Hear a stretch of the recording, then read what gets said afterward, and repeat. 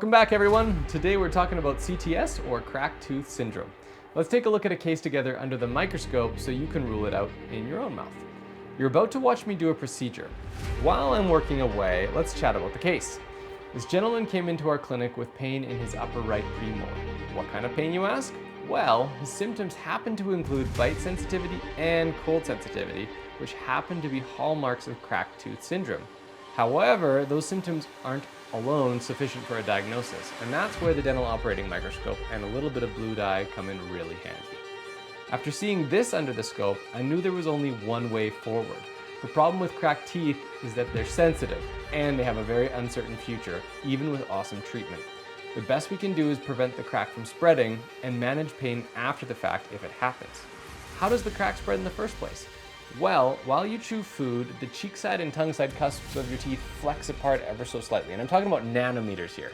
But if you do this over and over and over again, teeth will fatigue and cracks can develop. Cracks are dangerous because if the teeth keep flexing, the cracks can hit something bad like the pulp or the nerve of the tooth. But lucky for us, we're able to stop the cracks by redesigning the way the tooth works. Not so lucky for us, the only way to do this is by taking the cracked outer shell of the tooth away. It seems kind of like a bad trade, but without this step, the tooth would have no hope and the cracks would get worse and worse. With the outer shell gone, we now have enough room to make a new shell out of an extremely rigid, extremely strong material. With the natural cusps of the cracked tooth covered by this material, the crack is far less likely to spread. The crown you see here is a temporary, which isn't rigid enough for the long term, but will hold up until the lab uses this impression we've made to make the strong crown. If after the crown there's no pain in the next year, then we're feeling really good and out of the woods. If it does start to hurt, that's when we're in root canal territory. So keep this in mind for yourself. If your tooth is sensitive to cold and chewing, you might just have a crack. Some people ask me how I film these procedures in such clarity.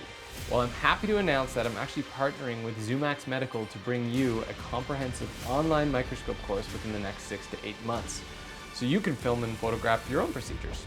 If there's any topics or questions you'd like covered in the course, now is the time to let me know. So use the comment section below. We'll see you in the next one.